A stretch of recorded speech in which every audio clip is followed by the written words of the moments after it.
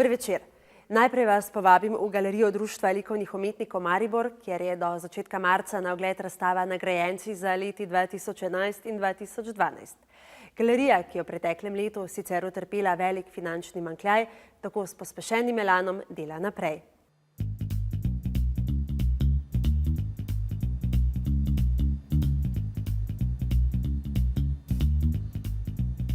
V bistvu gre za nagrado, ki se podeljuje ne avtorjem za recimo neko širši opus, ampak za delo, ki ga konkretno razstavljajo na tej vsakoletni razstavi, jubilejni.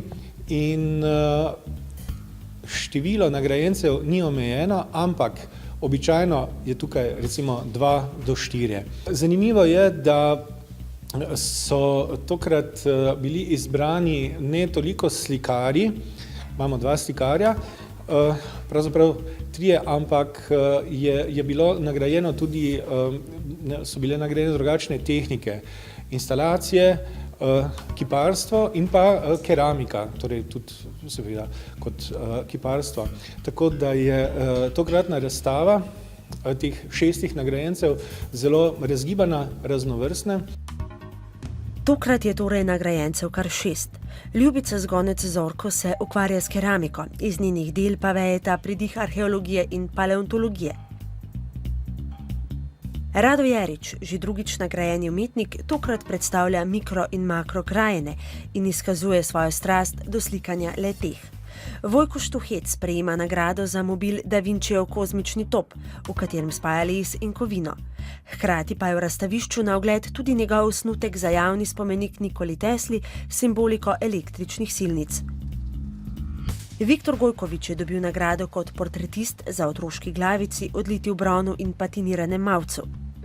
Zdravko Koki Kokanovič nagrado prejema že drugič, in sicer tudi tokrat za instalacijo, zdaj posvečeno reki Dravi. Lučka Falk, tudi že drugič nagrajenka, pa je žirijo prepričala s svojimi cvetličnimi tihožitji, sicer klasičnim motivom obdelanim na avtorici lasten način. Ta naslov je velikega pomena, ker ti daje neko veliko priznanje in pa seveda tudi navdih za dalje. Tako da, če si 2-krat nagrajen, kot je gospod Mario Berdič povedal, jaz sem bila resnično presenečena, je to velika stvar. Avtorica največ navdiha pridobi v naravi in iz nje. Vse moje slike so izsek nekega delčka narave in tudi sicer slikam zelo dosti v naravi, hodim na slikarske kolonije, pa tudi doma imam zelo lep vrt, kjer si lahko postavim štafelaj in že slikam pomlad, jesen in tako dalje.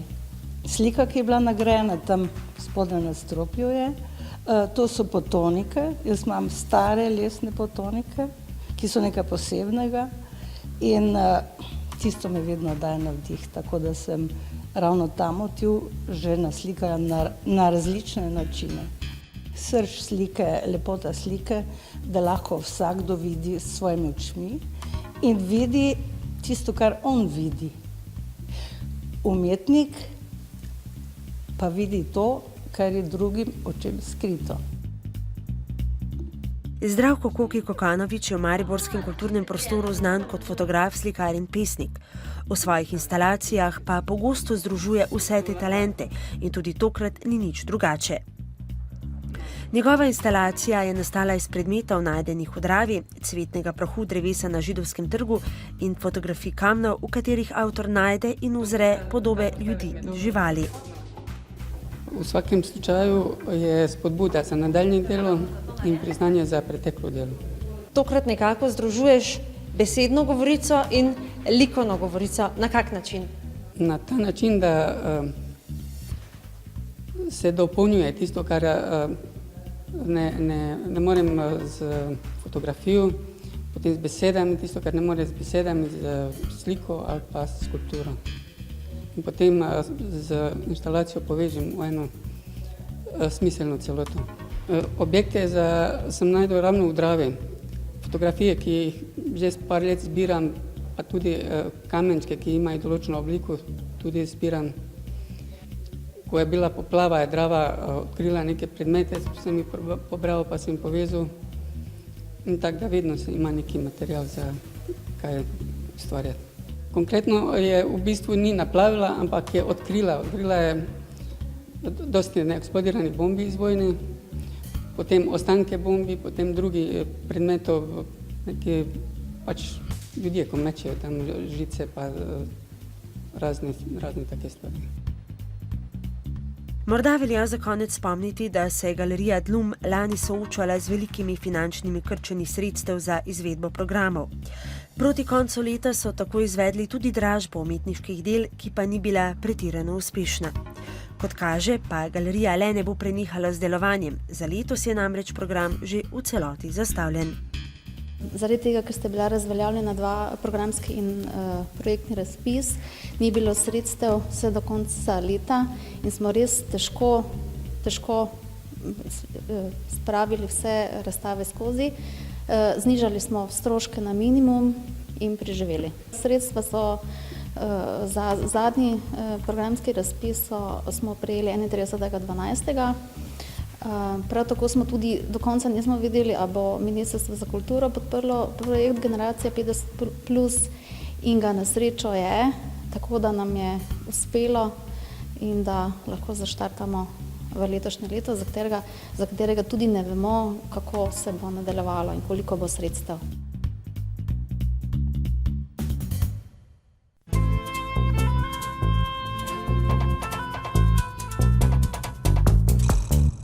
Njeno ime je Afra Tesla. Gre za intermedijsko umetnico, ki v svoji glasbi rada spaja umetnost in znanost. Pred kratkim smo jo lahko prisluhnili v multimedijskem centru Kibla, kjer je skupaj z glasbenikom Igorjem Bezgetom uprizorila improvizacijski koncert. Ko Slovenjgračanko Afro Teslo, ki je tudi pesnica in pevka, povprašam, kako bi označila svojo glasbo ali kam bi jo žanrsko umestila, se njen odgovor glasi takole. Jaz bi temu rekla, da je to ena nova smer, suprematistično-erotični pop art v glasbi. Malo pred nastopom v mariborski Kibli je bilo njeno ustvarjanje usmerjeno k slovenski filmski in gledališki igralki, šansonjerki Duši Počkaj. V začetku februarja je tako luč sveta ugledal intermedijski poklon Duši Počkaj, pod katerim se kot poustvarjalka podpisuje prav Afra Tesla. Gre za srečanje med mano in duhom Duše Počkaj, oziroma med mano in dušo. Začutila sem jo kot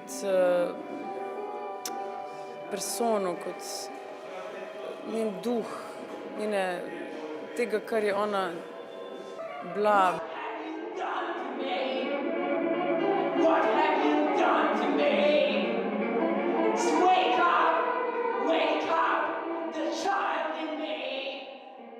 Ne živim znotraj sveta prekletstva talentov, zato ker pač čas narekuje, da se stvari med sabo spajajo, se pravi fuzije, znanost, umetnost znotraj umetnosti.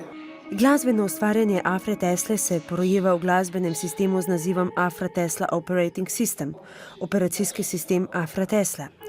Koncert, ki smo mu bili pred časom priča v Kibli, je Afra koncipirala na osnovi nemega filma Otrok in žaga, pod katerim se podpisuje britanski režiser Richard Heslop. Po sodelovanju s številnimi slovenskimi glasbeniki je tokrat z njo nastopil Igor Bezget. Prvič, a kot poudarja sam, zagotovo ne zadnjič. Mi da bova pa improvizirala na ta film kot neke vrste nemi film, srečanje 3 umetnikov, iz različnega časa, 3 generacije umetnikov. Jaz sem najmlajša seveda. In naši prepleti, skozi glasbo, skozi različne medije, srečanja, vedno iste zgodbe, ponavljajoče se skozi desetletja. Če je ona rekla, da ga ne smemo čisto razkriti, potem bi jaz rekel, da ga ne moremo čisto razkriti, ker se bo na licu mesta to zgodil. Ampak recimo, če koliko lahko razkrijem, je to, da smo ustvarili neki osnovni zvok kot podlago temu filmu, na katerem bomo vsak po svoje, skupaj, na svoj način, vsak gradila. Dodali bomo tudi še neke elektronske zvoke, jaz bom dodal zvoke brenkal, Afra bo s svojim glasom in še mogoče s čem doprinesla. Obeta pa se še ena presenečenja, ki pa jih je zelo težko ozvočiti. V bistvu so eni zvoki, taki veliki so asociirali na zvok pokanja semen, ko smo dodajala tam, ne, in potem je prišla na idejo Afra, da bi te bučnice dali in da bi se pražile in da vmes, ko se pražijo, pokajo in ustvarjajo zvok, da bi ta zvok mi malo sintetizirali in ga dodali k filmu. Koncert pa je imel še eno presenečenje, premierno predstavitev Afrinega videospota Home in the Zone, ki ga je režiral prav Richard Heslop in naznanja izid umetničenega istonaslovnega ploščka. Jaz mislim, da me imajo radi Mariborčani. So navdušeni, se jih da zlahka prepričati oziroma imajo radi mojo glasbo in to, kar počnem.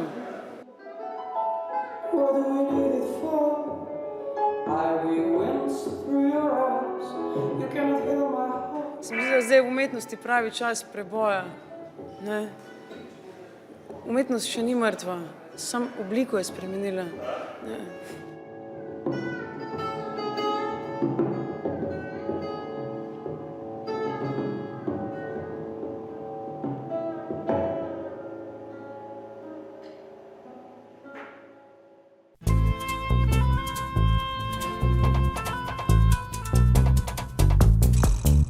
Festival Med, Maribor elektronska destinacija, naše mesto že 6. leto postavlja na zemljevid svetovne elektronske in elektroakustične glasbe. Ali je tudi v tej glasbi prisotna improvizacija, pa presodite sami v naslednjem reportažnem zapisu.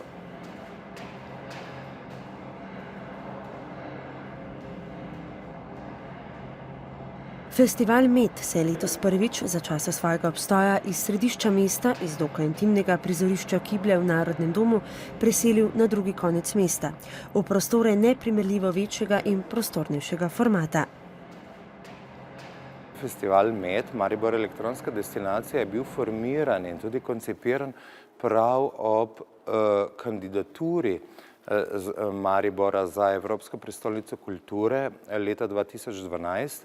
Festival Med smo tokrat postavili v prostor nove kibline lokacije, imenovane Kibla Portal, ki smo jo revitalizirali v starih industrijskih prostorih. Vzpostavljamo nov galerijski prostor, mogoče galerijski prostor ni pravi izraz, prostor za sodobne umetniške prakse.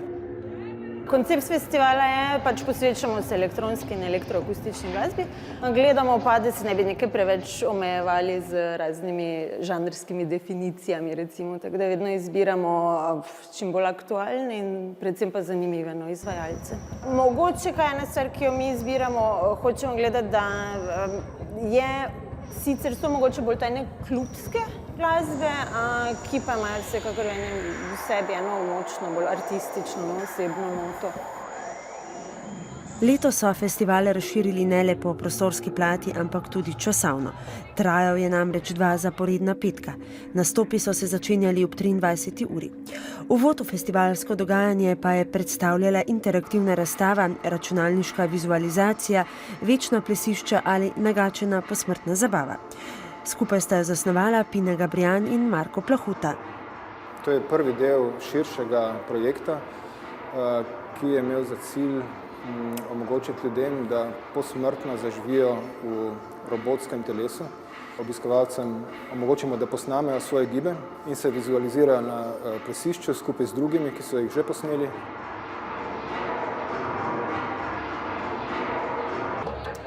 In še beseda o nastopajočih.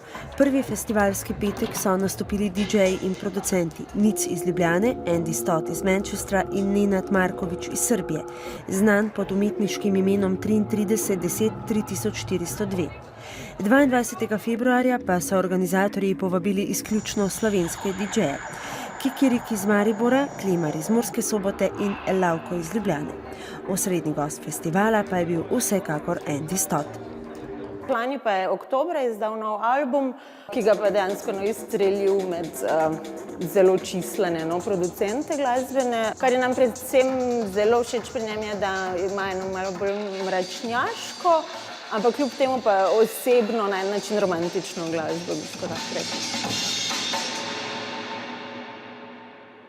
When I was at school, when I was as young as 13, 14, I was always listening to like local radio stations, and they always played like old hardcore jungle, and you know I used to have to stay up late to listen to it as a kid. And then a friend of mine, who's actually Mark Stewart, Claro Intellecto, we go back a long time. He showed me a track by Aphex Twin, which was a track called Metaphastic, and he played me this track, and I'd heard nothing like it. And from that moment, I knew I want to know how to do that.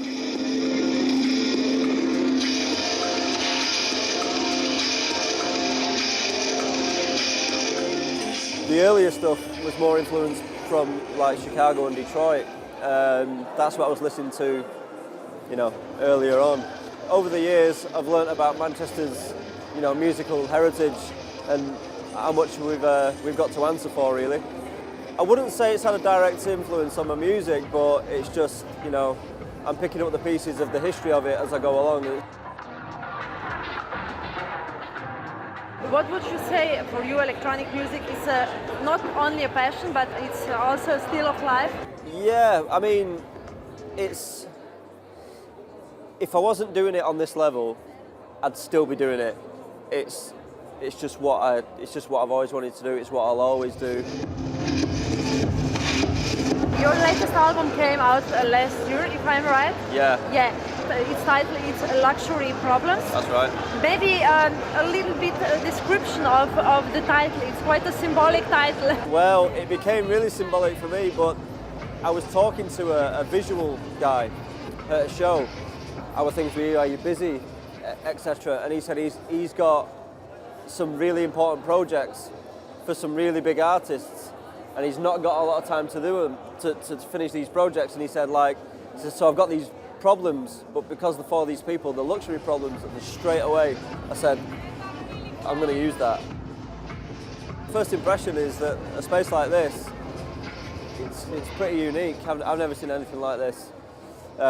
So yeah, it's going to be quite a pleasure to play here, and it's, you know, like you say, it's my first time here as well, so it's quite a special first time.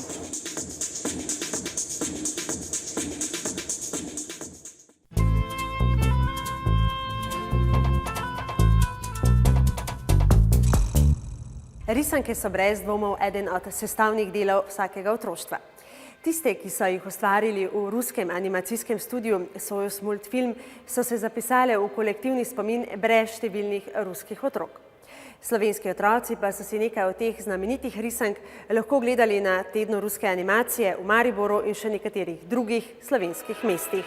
90 советских кинематографистов отбывает на празднование юбилея сегодня из Центрального космопорта.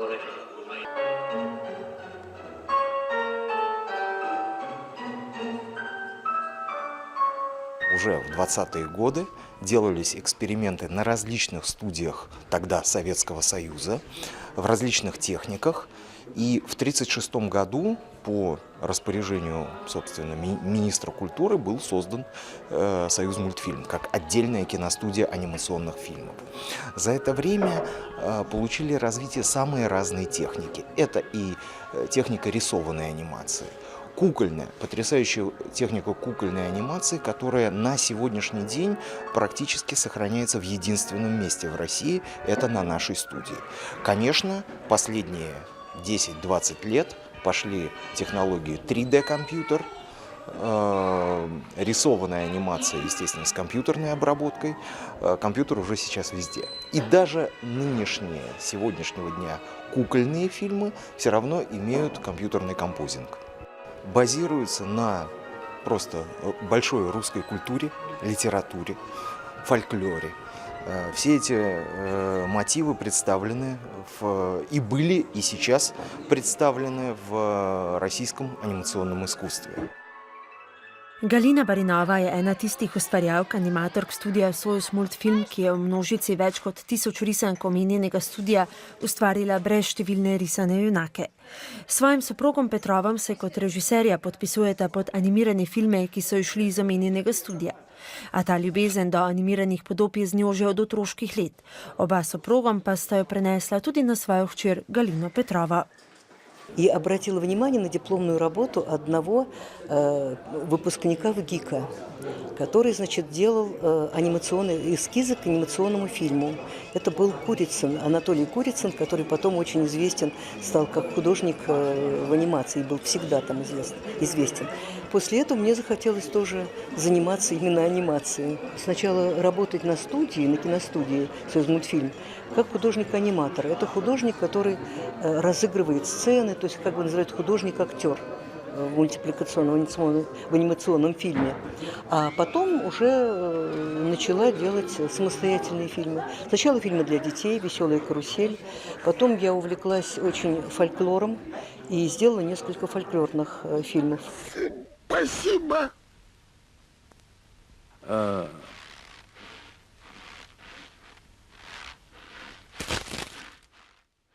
Я думаю, что, во-первых, богатое воображение, любовь к детскому искусству, как правило. Ну, конечно, есть и художники, которые работают для взрослых, но и те, и другие должны, конечно, иметь очень хорошее воображение, фантазию и любить рисовать, наверное, потому что художнику анимации надо очень много рисовать. Kaj bi vi rekli, da je tista glavna odlika oziroma specifika teh risank, ki je ponesla njihovo slavo v svet? Pa naše risanke tako narejene z dušo. Prav, verjetno z rusko dušo, pa za slovansko dušo. Glavna odlika teh risank, da so narejene res mojstri ruske naredili tako, da risanke ni narejene na računalniku, ampak risane z roko. Teden ruske animacije je ob Mariboru zaplul tudi v Slovenj Gradec, Mursko Soboto, Velenje in Ljubljano. Pod okrilje sta ga vzela Ruski center iz Maribora in fundacija Ruski mir. Programsko je bil razdeljen v 2 sklopa. Pripravili smo 2 programa, en program za otrok, sinhronizirali smo ga v slovenščino in ostali risanke, 20 risanek smo naredili slovenski podnapise, tako vsak, ki še ne pozna ruščine, lahko vsaj spozna tudi v slovenščine ruske animirane filme, njihovo zgodovino, ker te risanke izhajajo iz 50., 60., 70. let prejšnjega stoletja. Tako je to tu v Mariboru predstava tako zgodovine tudi naše animacije. Že takoj prvi dan, ko so se projekcije sploh začele, je prišlo 150 osnovnošolskih otrok. Njihovi razigrani obrazi pa so organizatorjem dajali vedeti, da risanke predstavljajo univerzalni otroški jezik. Smo bili zelo veseli, da otroci tako lepo sprejeli te risanke, nasmejali se, pa res mi bili zelo srečni, da jim te risanke bili všeč in oni so jih razumeli. Te risanke, čeprav risanke, ki recimo v tem času lahko jih še starši, detki pa babice pa starši lahko jih v tem času gledali, ko smo mi bili še mali. Ste jih vi tudi gledali, ko ste bili otrok? Ja, vse te, ki jih mi tu tudi imamo. Sem bil še star 7 let, ko so te risanke gledali še v Rusiji.